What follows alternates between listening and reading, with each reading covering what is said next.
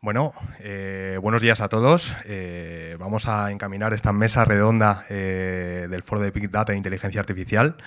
Raquel ya ha presentado a los ponentes que tenemos, hemos tenido alguna baja, veis más fotos realmente de los que somos aquí, pero bueno, creo que nos hemos quedado los importantes, ¿no? Por mi parte, yo soy Carlos Díaz, soy el director general de Skiller Academy y bueno, creo que resumiendo un poco lo que hemos visto en estas tres ponencias que hemos tenido hoy, deducimos que el Big Data y la inteligencia artificial realmente están hiperconectados, ¿no? Y sobre todo me quedo también con el tema de la comunicación. Nos tenemos que saber comunicar con la inteligencia artificial para que la inteligencia artificial nos ayude a comunicar, y más en nuestro entorno del marketing digital, con esas potenciales audiencias, ¿no? Entonces, bueno, vamos a ver la visión que tenemos de una agencia como MediaPlus, de una tecnología, ¿no?, como puede ser SigTag, y luego de un experto en datos como es Miguel Ángel de Grupen. Creo que podemos tener una visión muy completa y bueno, se trata de que aportemos todos, ¿vale? Vamos a hablar de nuestro día a día y bueno, creo que es potente que podamos poner nuestra experiencia en esta mesa de debate.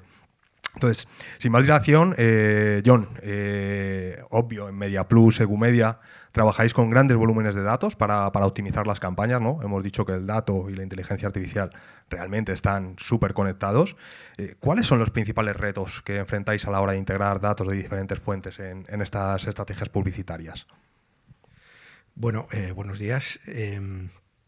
Retos. Yo empezaría por las posibilidades que tenemos y las posibilidades son infinitas. Vemos la cantidad de ejemplos de cosas que se pueden hacer con datos, con las herramientas de compra programática que tenemos hoy en día. Podemos integrar datos. Empezábamos por unos datos muy desagregados, veníamos de entender el dato muy personal, muy basado en cookies.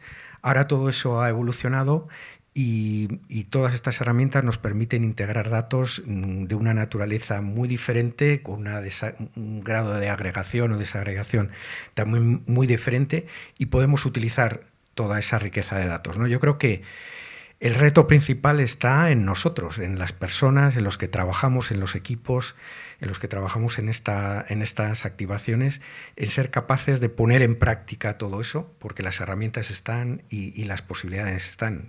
Yo veo el reto en nosotros.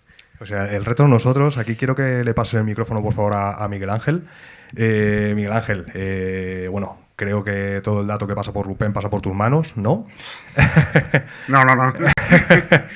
¿Cómo manejáis esta cantidad inmensa de datos y cómo estáis utilizando la inteligencia artificial para realmente mejorar la eficiencia en la inversión publicitaria?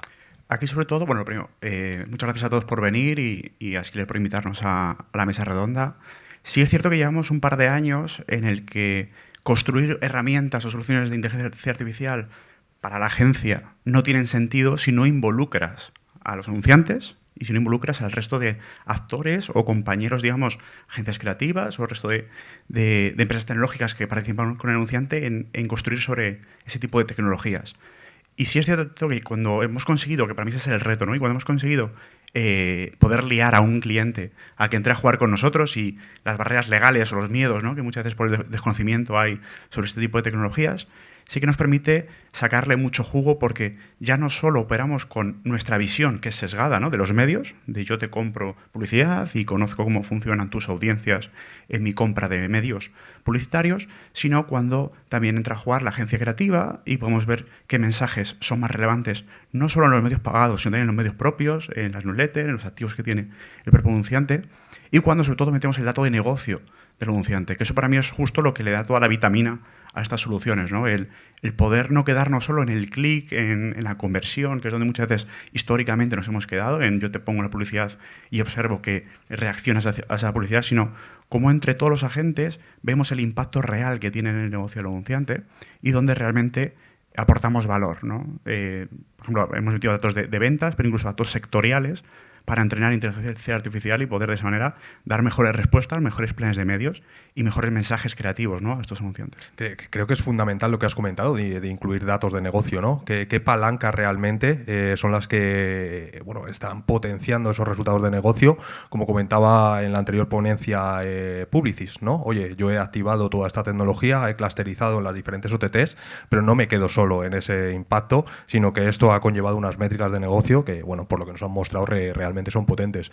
Quiero aprovechar también, porque hablábamos con John al principio del tema de la unificación del dato. Para mí es uno de los grandes problemas, entre comillas, ¿no?, que nos enfrentamos. Oye, tenemos input de datos de multitud de fuentes y muchas veces tenerlas en silos no es lo mejor para esos KPIs de negocio, ¿no? Entonces, ¿cómo crees que la irrupción de plataformas o tecnología tipo CDP mezclado también con todo el tema de la inteligencia artificial puede solucionar este problema, Miguel Ángel? A ver, sí que es cierto que, y lo hablo muchas veces contigo, Carlos, el CDP creo que es una de las herramientas mágicas que nos ha traído esta nueva evolución tecnológica, pero es cierto que medios publicitarios de pago tienen muchas restricciones a día de hoy, con los matching rate, por ejemplo. Por lo tanto, permite conocer mucho mejor los clientes actuales que tiene el anunciante y cómo es la relación con sus productos o con sus entornos, pero cuando luego eso quiero vitaminarlo con soluciones, tengo que ir a la IA. Es decir, cuando quiero activar un CDP en Connected TV, no machea. Necesito utilizar soluciones de IA que me permitan de una manera, totalmente, entrenada, con soluciones que me permitan replicar, ya sea geográficamente, ya sea con patrones similares, ya sea con data propia de los entornos de OTT, ¿no?, que me permita buscar esos gemelos, poder hacer esas activaciones, porque hemos visto que el one-to-one en paid media con entornos como el email o con ese tipo de entornos, a día de hoy, el freno es que en el otro lado no están los usuarios todavía registrados y andan consentimiento para poder hacer ese matching. Entonces, sí que es esencial que el CDP lo vitaminemos con identificadores más amplios, más determinísticos, más luego universales y sobre todo con muchas herramientas de inteligencia artificial que busca patrones para buscar entre los entornos. Porque así podemos hacer, de hecho, planificaciones transversales en todos los medios, y ya no hablo solo de los digitales, sino también eso me permite hacer mejores planificaciones de radio, de lo que viene siendo a lo mejor exterior tradicional de toda la vida, buscando esos patrones de movimiento, esos patrones de dónde está ese inventario publicitario y para hacer mejor publicidad. O sea, que el gran reto de los CDPs, por lo que intuyo de lo que nos comentas, ¿no?, es realmente ese macheo, el que luego, oye, yo almaceno datos, clusterizo audiencias o segmentos, pero luego el gran problema está en la activación, ¿no?, en encontrar ese usuario, la Open Web, en una UTT, en la radio. Yo soy como yo soy positivo. Más que el reto es, yo creo, lo bonito y donde creemos que se puede crecer mucho es cómo saco petróleo de esos insights que puedo coger con el CDP. Tengo mucho dato, debo tener unos buenos analistas, unas buenas soluciones que creemos, y por eso tenemos mucha gente en España que es muy buena haciendo ese tipo de análisis, que permita extraer esta información para luego replicarlo y poder ser eficiente, y así lo ven las campañas, ¿no? Cuando aplicamos mucho machine learning en ese tipo de soluciones, no hace falta tener ese cookie y impactarle, sino con ese tipo de un buen análisis es más eficaz muchas veces que una buena cookie. No, completamente de acuerdo, Miguel Ángel.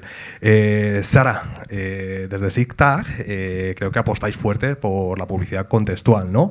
Uno de los retos que comentaba ahora mismo Miguel Ángel es, oye, ¿cómo conocemos a ese usuario? ¿Qué mensaje tenemos que transmitir? ¿Qué concepto creativo es más idóneo? Pero bueno, creo que vosotros os basáis en esta tecnología no contextual y quiero que nos expliques un poco cómo ha potenciado todo este análisis contextual el tema de la inteligencia artificial. Buenos días a todos, gracias. SIGTAG nació ya contextual va a ser 11 años, ahora en mayo, y creó su propia inteligencia artificial. Nosotros la bautizamos como LIS, ¿vale? Se llama LIS. Bueno, muchas gracias, me estáis haciendo aquí como... Perdona. Victoria, bienvenida. Un aplauso para Victoria.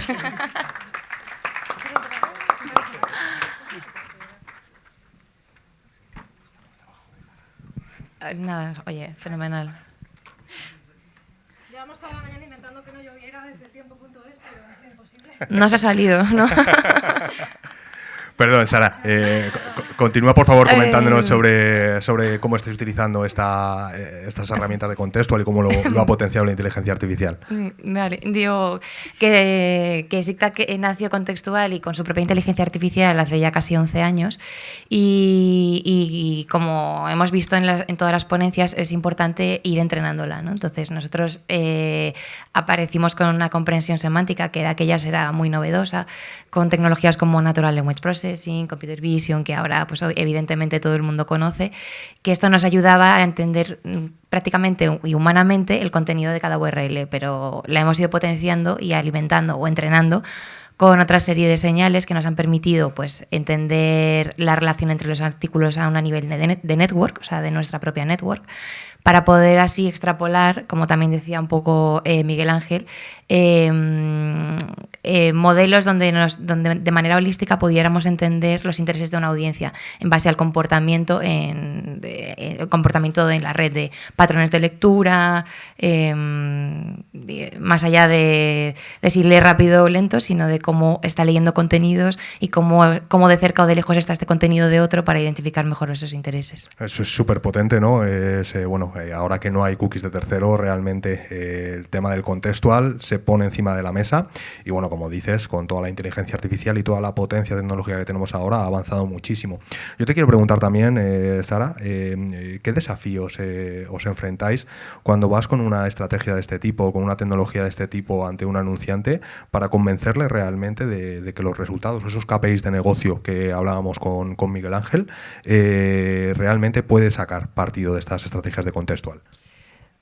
Sinceramente, creo que SICTAC, Contextual, como una de las herramientas o soluciones privacy first del mercado, está en su mejor momento, porque como todos sabéis, la industria se mueve, no está ya en esa preocupación por la privacidad del usuario en Internet, y de hecho en los últimos años se han promulgado más de 20 leyes relacionadas con protección de datos y demás, con lo cual me parece que esto es bastante reseñable y que estamos en ese punto de intentar crear modelos de intencionalidad, modelos predictivos sobre todo esto que ayude a encontrar esas audiencias en un momento tan complejo. Y Contextual tiene esa capacidad de ser muy fácil de activar, ser escalable, pero podría tener una limitación si no utilizas herramientas o inteligencia artificial, que puede ser la granularidad. Hablaba Miguel Ángel de los CDPs. Obviamente el CDP es una fuente indispensable, pero para ganar escala tienes que combinarlo con otras soluciones, con lo cual Contextual ahí es un apoyo imprescindible. Completamente de acuerdo y coincido plenamente en el tema de la escala. Oye, una vez que he probado el modelo y que he testado el modelo, tengo que ser capaz de darle esa cobertura y darle esa escala. Victoria, bueno, recién llegada, ¿no? Creo que pasada por agua, ¿no? Bueno, Victoria, aprovechando que tenemos aquí a un publisher, por decirlo de alguna manera, ¿no? Un medio como es El Tiempo, ¿cómo estáis utilizando la inteligencia artificial para personalizar la experiencia del usuario dentro de un medio como El Tiempo? Pues de varias maneras, ¿no? Por un lado sí que estamos trabajando con agencias, por ejemplo en el caso de GroupM estamos trabajando con ellos, ya que nuestras soluciones no solo se utilizan dentro de lo que es el publisher del Tiempo, ¿no? Porque al final nos quedaríamos muy limitados. Entonces sí que es verdad que estamos utilizando datos weather para poder ofrecérselos tanto a las agencias como a los anunciantes y que sean ellos mismos los que puedan activar sus campañas desde sus plataformas. Y luego, por otro lado, sí que estamos usando los datos de cliente, ¿no? Lo que hablabais antes del tema de los CDPs. Por ejemplo, en Canadá sí que estamos utilizando datos de clientes para ir un paso más allá, ¿no? Esa manera de utilizar las previsiones meteorológicas para saber si puedes lanzar un camión desde el punto A hasta el punto B, qué condiciones climáticas adversas se puede encontrar, ¿no? Como en el día de hoy. Para nosotros es súper importante ayudar a las compañías a entender cómo funciona la climatología y cómo puede mejorar, ¿no? Toda esta cadena de valor, ¿no? en todo lo que tiene que ver con productos o servicios. Entonces, te dirían dos frentes, ¿no? El puramente publicitario y luego, por otro lado, la otra parte que iría más orientada a lo que son pues, el retail o la energía, ¿no? Y cómo podemos ayudar a estas compañías con nuestra tecnología y con nuestros datos meteorológicos a mejorar pues en la cadena de distribución, por ejemplo, o en cuántas personas tienen que venir a trabajar a mi tienda hoy porque voy a tener más o menos afluencia de público. completamente de acuerdo y me sirve para hilar la siguiente pregunta, Victoria, porque ¿cómo estáis aprovechando estos avances para lo que comentabas, oye, anticipar tendencias de consumo, ofrecer soluciones realmente relevantes? Pues la verdad es que lo estamos utilizando, como te decía, sobre todo en Canadá. Estamos intentando traerlo también para España porque creemos que puede ser muy novedoso y muy innovador, ¿no? Al final nosotros tenemos datos de histórico de meteorología de 10 años atrás y no hablo solo de datos como se nos pueden pasar por la cabeza, ¿no? Como de precipitación o de, no sé, del viento, sino que también tenemos datos de calidad del aire, tenemos datos de cuándo sube o baja la presión, por lo tanto, para una farmacéutica puede ser muy interesante saber cuándo va a haber picos de migraña, ¿no? También el caso de la radiación solar o no sé, o sea, al final hay muchísimas variables que podemos controlar, que podemos vincular y que de alguna manera nos ayudan, ¿no? A dar estas soluciones a los clientes, ya sea desde el lado publicitario o sea desde un lado más de empresa como tal. Oh, fenómeno. John, estamos hablando de, oye, cómo podemos llegar a personalizar el mensaje, cómo podemos clusterizar audiencias, y uno de los medios en los que realmente nos permite esta hiperpersonalización, ¿no? Bueno, ya me comentarás tú si realmente esta hiperpersonalización es escalable o no es escalable. ¿Cómo avanza el uso de la IA en la compra programática en los últimos años y realmente tiene impacto directo en la optimización de las campañas? Sí tiene. O sea, la respuesta es contundente, ¿no? Sí.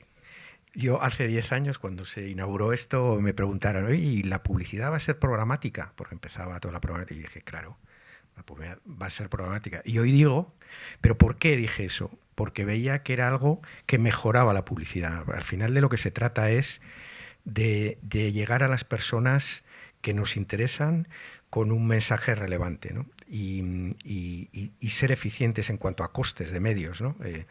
Y la programática nos permitía eso. Ahora diría que el futuro es la programática más IA, más data, más IA, ¿no? ¿Por qué? Porque hace mejor la publicidad. Nos permite hacer lo que hemos hecho siempre en planificación de medios, que es afinar con nuestros públicos, llegar a esas personas más propensas a comprar o a usar nuestros productos al mejor coste posible. Y estas herramientas nos lo posibilitan, ¿no? Y en cuanto a la creatividad, lo mismo. Ahora se pueden hacer cosas que hace años pues costaban mucho dinero. Pues hemos visto ejemplos de personalización de creatividades. Claro, si lo hacíamos hace 10 años, donde era muy intensivo en mano de obra, tenías que hacer un montón de copies, etcétera, no merecía la pena. Pero ahora que tenemos herramientas de IA generativa que nos permiten generar esos copies de manera pues más fluida, más fácil, pues comienza a tener sentido. ¿Por qué? Porque es mejor. Cuando tú vas con un mensaje relevante a cada una de las personas, pues mejora la eficacia de las campañas, y lo estamos viendo en los ejemplos. Mejora el engagement, como dices, ¿no? Oye, si soy capaz de comunicar al usuario que yo quiero con el mensaje que él quiere, realmente vamos a potenciar mucho. Me interesa, Sara, si puedes pasarle el micrófono a Sara. Oye, estamos hablando mucho de inteligencia artificial, estamos hablando mucho de automatismos. Desde SIGTAG, ¿cómo estáis trabajando en ese equilibrio entre inteligencia artificial y ese toque humano, ¿no? de coherencia, por decirlo de alguna manera, dentro de vuestras estrategias? En SIGTAG, nuestra inteligencia, todo lo que hacemos con inteligencia artificial son modelos supervisados. O sea que para nosotros la intervención humana sigue siendo fundamental. Y yo siempre digo que la inteligencia artificial, o sea, que no es IA versus humanos, sino que es inteligencia artificial más humanos, porque hay cosas que seguro que hablamos luego sobre la ética y que han tocado otros compañeros en sus ponencias, ¿no? Ética, sesgos, o sea, todo lo que... Y si hablamos a nivel de creatividad, pues... qué comunicar o con qué propósito, relaciones emocionales, aunque sí que se le puede dar un tono, ¿no? Lo contaba una compañera en un pronuncias, pues dame un tono más amigable o más profesional, pero a lo que voy es de generar ciertas conexiones. Esas son tareas principalmente del ser humano por hoy. Y ya os digo, en SIGTAG todos los módulos son supervisados. O sea, está claro que tiene que haber alguien al volante, ¿no? Por mucha automatización, tiene que haber alguien al volante que le dé coherencia y que, como dices tú, que realmente se cerciore de bueno, que los procesos están funcionando como tienen que funcionar. Quiero lanzarle a Miguel Ángel una pregunta. ¿Qué habilidades, Miguel Ángel, crees que serán clave en los próximos años para los especialistas en inteligencia artificial? Porque una de las cosas que ha comentado uno de los ponentes es, oye, formación continua. Realmente esto va a un ritmo vertiginoso. Lo que hemos aprendido hoy y mañana no vale para nada y vamos avanzando a un ritmo frenético. Entonces, ¿qué habilidades tiene que tener un especialista en inteligencia artificial y datos? Yo te diría que la principal es curiosidad, es no perderla. Porque es cierto que las cosas se pueden entrenar. O sea, tú al fin y al cabo, oye, pues las herramientas, un CDP hace 2 años nadie sabía cómo se utilizaban, un DMP hace 10 tampoco. Es decir, las herramientas, un DSP hace 15 ni de cuento. Es decir, las herramientas se pueden aprender. Yo creo que sobre todo lo importante es que la persona venga con curiosidad de seguir aprendiendo, porque para también complementar un poco lo que decía Sara, es las herramientas, o la IA, si quieres llamarlo así, solo reacciona cuando tú le preguntas. Cuando tú pones un prompt o le entrenas, ¿no? con un tipo de prompt para que te dé una respuesta. El humano, de momento, tiene esa capacidad de diferenciarse, ¿no? De poder proactivamente seguir aprendiendo, seguir buscando novedades, seguir poniendo otros focos de vista. Es decir, no depender necesariamente de que te den una pregunta a un cliente de resolverme esta ecuación, sino aunque vaya bien, de repente decir, ¿qué he pensado? Que se me ha ocurrido hacer esto. Y si no hay ese tipo de personas, yo creo que no es imposible que evolucionemos. Y es cierto que, por ejemplo, en nuestro caso yo me acuerdo, y aquí permíteme que mire al bueno de John, que al fin y al cabo fue el que me contrató hace 8 años en Grupen. Al fin y al cabo es una cosa que en su día me acuerdo hablamos. Oye, no hace falta que tengas un máster, oye, si lo tienes, todo suma, pero no hace falta que tengas un máster en la tecnología avanzada, porque el año que viene va a ser otra. Y dentro de 2 va a ser otra, o cambiarán de cookies a device, de device a lo que son cookieless o UTIC o otras soluciones. Es decir, es más, oye, el estar siempre a la vanguardia, querer aprender, querer digamos, tener el foco a largo plazo y no tanto a corto plazo. Es complicado encontrar perfiles realmente curiosos y que no se quieran quedar bueno, en su zona de confort, ¿no?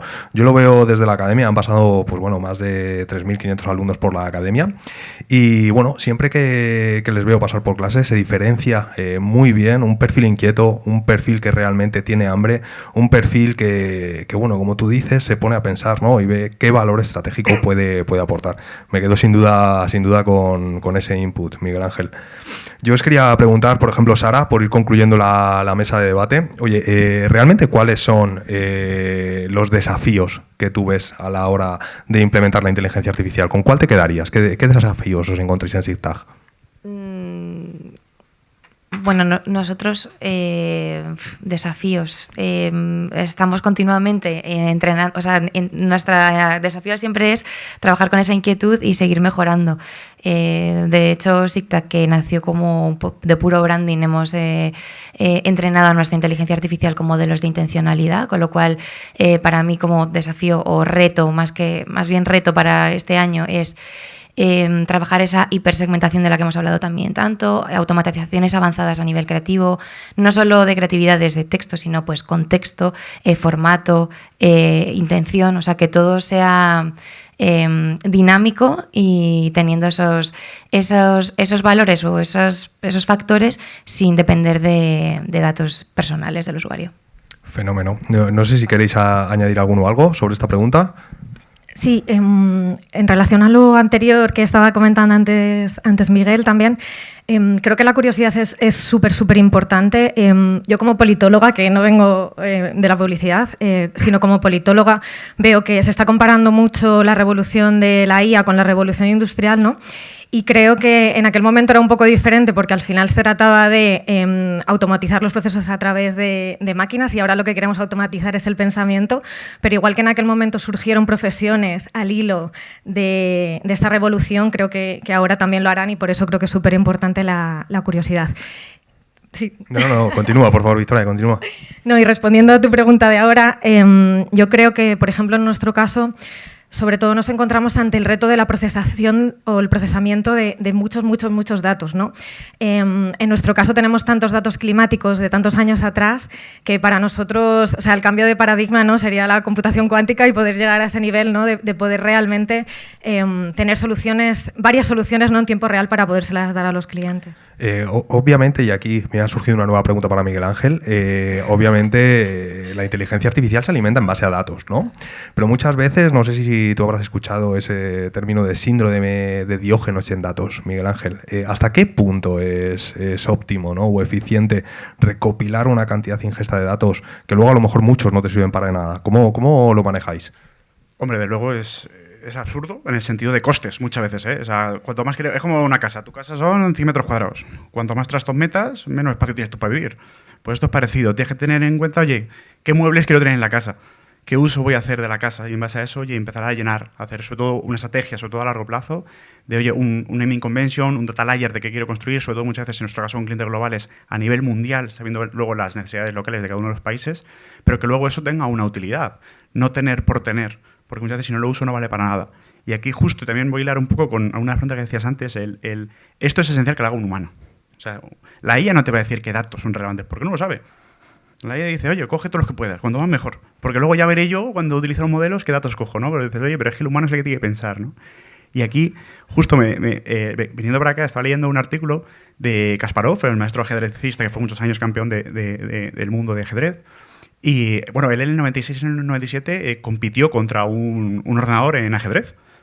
Y de hecho él a día de hoy se dedica a dar charlas sobre inteligencia artificial, es un tío bastante interesante, la verdad es que tiene cosas muy, muy curiosas. Y él, por ejemplo, hay una cosa que me gusta mucho y es, oye, dejemos de llamar inteligencia artificial y sea inteligencia aumentada. Porque si en el humano la inteligencia, la tecnología no hace nada de por sí, sino tiene que estar siempre un humano configurándola, diciéndole qué mensaje quiero que lances o qué tipo de optimización quiero que hagas. Y si no pongo el foco correctamente, no vale para nada. Y eso es justo lo que decía, por ejemplo, un telescopio es potente, ¿no? O sea, yo no llego con la vista, el telescopio sí, pero claro, si yo enfoco en vez de las estrellas al suelo, no me vale para nada. Entonces yo creo que ese justo es el reto de lo mismo, ¿no? De definir qué tipos de datos tengo que coger, para qué quiero utilizarlos, porque si no pongo el foco correcto, genera un síndrome de Diógenes bastante complicado luego de salir de ahí. Y como dices, además, que genera sobrecostes muchas veces. Muchos. Por ir concluyendo, John, ¿cómo ves la brecha entre el conocimiento teórico, ¿no? Hemos hablado de muchas cosas, oye, qué es lo idóneo, pero ¿cómo ves esta brecha entre ese conocimiento teórico y su aplicación real en el día a día? Una brecha existente que está ahí. Yo soy muy práctico, entonces a mí me gusta probar todo, tocar todo. Cuando hablábamos de perfiles, la curiosidad, yo añadiría también el sentido común. Yo creo que es muy importante el ir a la esencia. Entonces, hay muchas herramientas que están desarrollándose a nivel teórico y el gran reto es bajarlo y ponerlas en práctica, ¿no? Y yo creo que ese es el reto. Hay mucha gente joven aquí y los millones que están por streaming viéndonos, que yo lo que les diría es eso, que muchísimo sentido común. No os quedéis con los nombres raros, sino preguntaros en la esencia de las cosas, el porqué de las cosas y formaros mucho. Yo creo que también eso es muy importante, aunque sepamos que las cosas van a venir nuevas, que van a entrar lo antiguo, pero yo creo que hay que estar en continua evolución, formación y también una cosa muy importante es los equipos, ¿no? Yo creo que somos muy diferentes las personas en cuanto a forma de ser y también en cuanto a bagaje, a origen formativo. Pues hay gente más matemática, hay gente más, pues más creativa. Yo creo que es muy importante crear equipos multidisciplinares, no ser todos iguales, respetar a los demás. Muchas veces tú te crees que eres mejor porque eres matemático, por ejemplo, o eres creativo, pero yo creo que viendo las bondades que tienen las otras personas, yo creo que es cómo se hacen las cosas importantes, ¿no? Porque una persona que tenga todo no existe. Entonces eso es importantísimo. Con un equipo lleno de perfiles homogéneos, está claro dónde vas a llegar, que es hasta hacia donde todo el mundo piensa, ¿no? Entonces, la realidad, tener distintos puntos de visión, distintas formas de solucionar o afrontar problemas, creo que es súper potente y es hacia donde tenemos que tender. Por cerrar ya, quiero que me destaques una tendencia en torno a Big Data e inteligencia artificial para este 2025. Una tendencia. Yo creo, a ver, claro, mi cabeza se va hacia lo más friki y tal, ¿no? Pero yo creo, yo me centraría en las cosas que tenemos, ¿no? En sacarle partido al contextual, al dato geo, a lo que nos quede del one-to-one, al first party data. O sea, yo creo que ahí tenemos, más que pensar en lo siguiente, en el palabra siguiente para añadir a Big Data, no sé qué, no sé cuánto de tal, yo creo que centremos en los que tenemos porque tenemos muchísimo. Vamos a terminar de exprimir bien, ¿no?, los recursos que tenemos. Exacto. Victoria, ¿alguna tendencia que tú destacarías o algo que estéis trabajando en el tiempo para este 2025? Pues no, yo estoy súper de acuerdo con John, ¿no? En nuestro caso, pues igual, estamos súper centrados en explotar todos los datos que tenemos, también con la parte de hiperlocalización, ¿no? De al final de poder dar pues a los anunciantes la posibilidad de dar el tiempo real en un montón de localidades, de localizaciones, que si no fuera por la inteligencia artificial, pues sería imposible, ¿no?, que Mario Picazo estuviera físicamente en cada uno de nuestros pueblos, por ejemplo, ¿no? Entonces, sí, yo coincido con John en que ahora mismo la tendencia es explotar lo que tenemos, ¿no? Fenómeno. Sara, dime algo distinto, por favor. Es que ¿Alguna tendencia? El último va a ser Miguel Ángel, es el que lo tiene más complicado. Sí, Miguel Ángel no puede repetir. Yo creo que voy a repetir. No, es que efectivamente estoy de acuerdo con mis compañeros. Voy a hacer un matiz, venga. Sí, la interoperabilidad entre todas las herramientas que tenemos es fundamental, que con diferentes soluciones, pruebas y FES podamos hacer campañas con lo que ya tenemos, pero efectivamente sí, quiero dar una predicción, no predicción, sino en lo que nosotros ya también estamos trabajando en esa parte de automatización avanzada, con todas las señales que tenemos, poder trabajarlas en modelos más allá, o sea, pensando más en la intencionalidad y para que los usuarios tomen acciones con las marcas, ¿no? Que puede ser desde pues, una visita o comprarse cualquier cosa, ¿no? O sea, ir un poquito más allá de simplemente la personalización, que ya es mucho, de los anuncios. Miguel, me he mojado. Te has mojado. Y ahora ya lo que quiero es que Miguel Ángel se termine de mojar. ¿Qué ves tú en este 2025, Miguel Ángel? Para nosotros la tendencia que estamos viendo y que de hecho ya hemos empezado es la capacitación de toda la compañía en utilizar o entender cómo puede utilizar estas tecnologías. Es decir, y no hablo puramente de la activación, no hablo puramente de coger un first party data y activarlo. Hablo desde el equipo de investigación, de usar mejor ese tipo de dato, que obviamente se puede hacer y lo están haciendo y alucinas el tiempo que pueden ahorrar haciendo ese tipo de cosas. La parte puramente de resolver briefing, ¿no? Como antes Lourdes ponía por ahí, ¿no? O cómo con los equipos creativos pueden hacer DCOs mucho más rápidas, ágiles y mucho más baratas que antes, por ejemplo. Cómo equipos puramente de activación optimizan sus campañas, equipos para reporting. Ya a día de hoy podemos hablar con los reporting, eso es muy divertido, porque en vez de tener que verte un Power BI infinito que muchas veces te pierdes, le pones, oye, pero este dato, este CTR está bien o está mal. Oye, pues mira, comparando tu histórico el último año, oye, está muy bien. Y comparando, oye, el benchmark sectorial de Grupen, oye, pues está por encima o por debajo. Es decir, ese tipo de cosas de capacitación, lo que vemos es que van tan rápido las herramientas que si no acompañas una capacitación de la compañía para que todo el mundo pueda acceder a esas herramientas y utilizarlas en su día a día, es muy complicado. Y sobre todo, para mí el cierre es hacer eso, ¿por qué motivo? ¿No? ¿Con qué fin? Y aquí me voy a quedar con el bueno de Kasparov, ¿no? De cambiar de inteligencia artificial a inteligencia aumentada, ¿no? Que esos humanos precisamente le pongan el foco a otras herramientas para que sean útiles para el sector. Yo creo que sin duda hemos tenido una mesa de debate bastante intensa. Miguel Ángel, Sara, Victoria, John, muchísimas gracias por compartir vuestras experiencias. Quiero finalizar dando las gracias al periódico La Publicidad por organizar este tipo de foros, como siempre. Y bueno, pido un aplauso para todos ellos. Muchas gracias.